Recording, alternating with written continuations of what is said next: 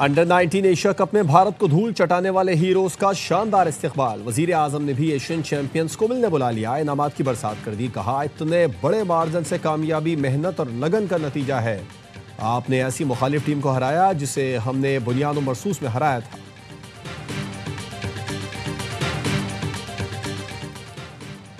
कौमी under 19 team की तारीखी फतह पूरी कौम के लिए बाइस फख्र है। नौजवान मुल्क का कीमती सरमाया और रोशन मुस्तकबिल हैं।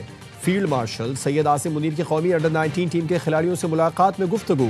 शानदार फतह पर टीम को मुबारकबाद दी। नौजवान क्रिकेटर्स की आज़म और जीत की लगन की तारीफ। कौमी अंडर 19 टीम ने फील्ड मार्शल की हौसला अफजाई को एजाज करार दिया।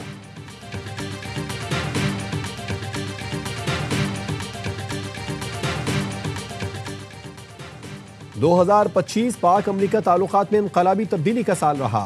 ट्रंप की पाकिस्तान से मुतालिक पॉलिसी में हैरान कुन तब्दीली आई।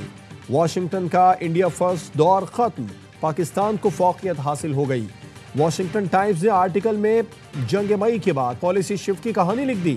लिखा, अमरीका के लिए पाकिस्तान की इतनी तेज रफ्तार इमेज बिल्डिंग और राय तब्दील होना नायाब और मुनफरिद वाकया है। पाकिस्तान की मिलिट्री कारकर्दगी ने ट्रंप को हैरान कर दिया।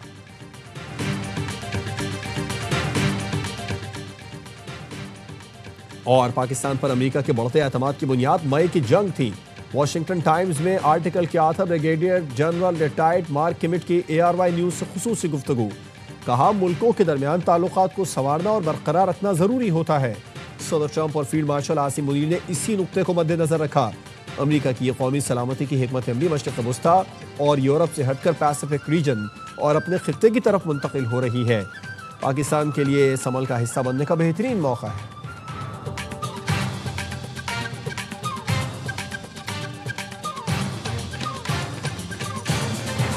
पाकिस्तान आलमी सतह पर अपना मुनफरिद मकाम बना चुका। अवाम मुत्तहिद रहे तो पाकिस्तान कभी नाकाम नहीं होगा। Chairman peoples party Bilawal Bhutto Zardari का कैडेट कॉलेज पटारो में पासिंग आउट परेड से खिताब। कहा, पाकिस्तान की खिदमत करना हम सब की अव्वलीन तरजीह है। मुसल्लह अफवाज मुल्क की हिफाजत के लिए दिन रात कोशां हैं। पाकिस्तान अपनी खुद मुख्तारी की हिफाजत करना जानता है। टैलेंट के बेहतरीन इस्तेमाल से ही तरक्की मुमकिन है।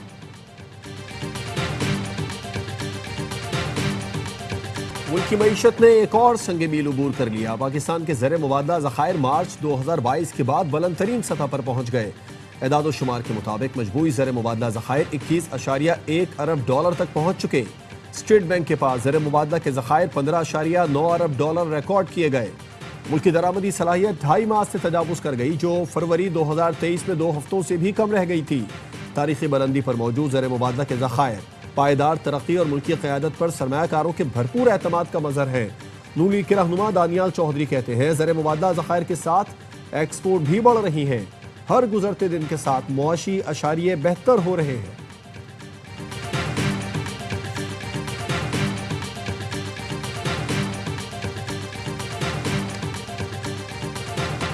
पहले माफी बाद में बात। वजीर इत्तलात ने PTI को मुज़ाकरात का फॉर्मूला बता दिया। ARY न्यूज से गुफ्तगू में कहा, PTI माजरत के साथ शर्मिंदगी का इजहार करे कि आइंदा दिफाई इदारों के खिलाफ मुहिम नहीं चलाएगी।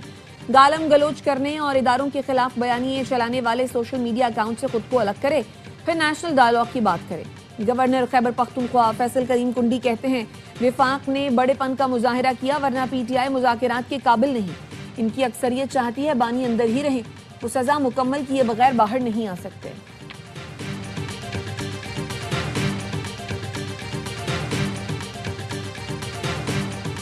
KP में गवर्नर राज की बातें बेबुनियाद हैं। वजीर आला सुहेल आफरीदी मुखालिफिन के आसाब पर सवार हैं। मुआविन खुसूसी बराए इत्तलात KP शफी जान का कहना है, कुछ विफाकी वज़रा को बयानात देने की बाकायदा जिम्मेदारियां दी गई हैं। एक ही वक्त में मुतादिद वज़रा की प्रेस कॉन्फ्रेंसेस हो रही हैं।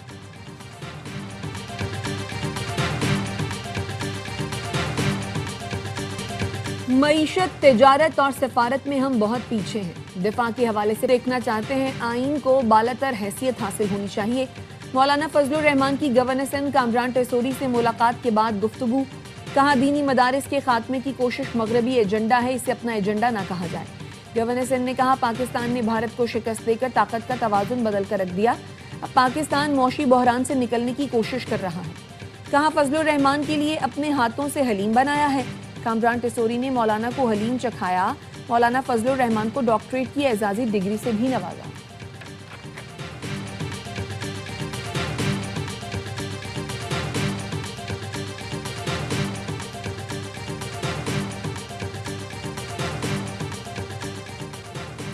लाहौर हाई कोर्ट ने पंजाब प्रॉपर्टी ऑनरशिप ऑर्डिनेंस पर अमल दरामद रोक दिया। ऑर्डिनेंस के तहत दिए गए कब्जों को वापस कर दिया। चीफ जस्टिस आलिया नीलम ने सरकारी वकील को मुखातिब करके कहा, हुकूमत को बताएं यह कानून रह गया तो जाती उम्र भी आधे घंटे में निकल जाएगा। चीफ सेक्रेटरी साहब ने लगता है यह कानून नहीं पढ़ा। यह कानून बना क्यों, इसका मकसद क्या है? मामलात सिविल कोर्ट में जेर समात हो तो रेवेन्यू अफसर कैसे कब्जा दिला सकता है? आपने सिविल सेटअप, सिविल राइट्स और अदालती सुप्रीमेसी खत्म कर दी। आपका बस चलता तो आइन भी मुअत्तल कर देते। कानून कहता है हाई कोर्ट मामले पर स्टे भी नहीं कर सकता। अगर डीसी घर का कब्जा किसी और को दे दे तो आपके पास अपील का हक नहीं होगा। आप यहां खड़े होंगे और आपका घर जा रहा होगा। अदालत ने तमाम दरखास्तों पर एतराज़ात दूर करके फुल बेंच बनाने का हुक्म दे दिया।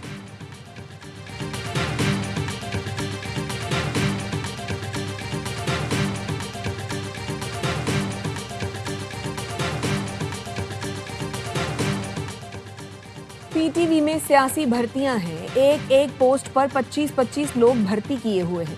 किसी ने बेगम तो किसी ने रिश्तेदारों को भर्ती कर रखा है। पीटीवी में बैठे माफिया पर हाथ डालते हैं तो कॉल्स आना शुरू हो जाती हैं। वजीर इत्तलात अता तारड़ की कायमा कमेटी बराए इत्तलात और नशरियात में गुफ्तगू। पीटीवी के मुलाजमीन की तनख्वाहों के मामले पर बहस।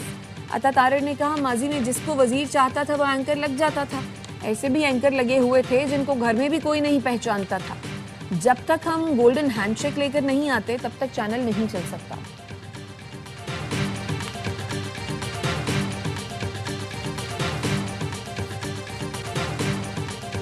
मुल्क के बालाई इलाकों में बर्फबारी, वादियों ने सफेद चादर ओढ़ ली। चलास में बर्फबारी का हसीन मंजर।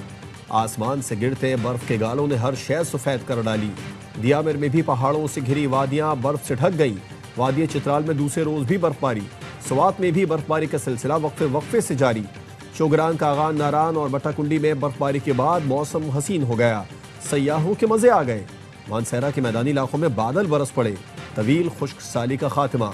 आज़ाद कश्मीर में भी बर्फबारी। मुल्क भर से सयाह लुत्फअंदोज होने पहुंच गए। बलूचिस्तान के कई इलाकों में बर्फबारी। चमन ने भी सफेद चादर ओढ़ ली। रावलपिंडी और इस्लामाबाद में कहीं हल्की कहीं तेज बारिश। लाहौर में बूंदाबांदी हुई। कराची वालों को अब भी सर्दी का इंतजार।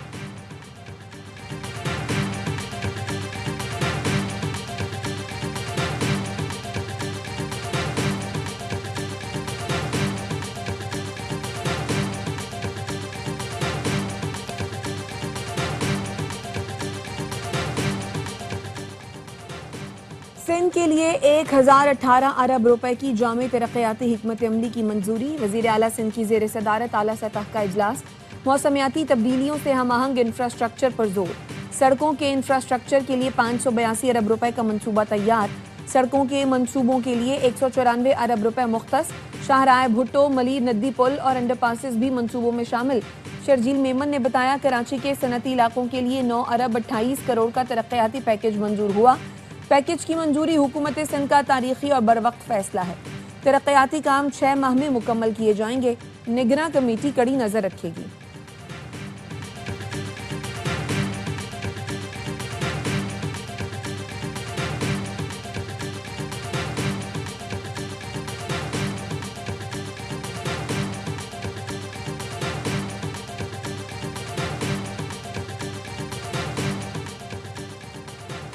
नए आईजी सिंध के लिए 3 सीनियर पुलिस अफसरों के नाम शॉर्टलिस्ट। जावेद आलम ओढ़ो, अमीर शेख और आज़ाद खान के नाम पर गौर। जावेद आलम ओढ़ो कराची पुलिस चीफ तैनात हैं। अमीर शेख कराची पुलिस चीफ और आईजी आज़ाद कश्मीर रह चुके हैं।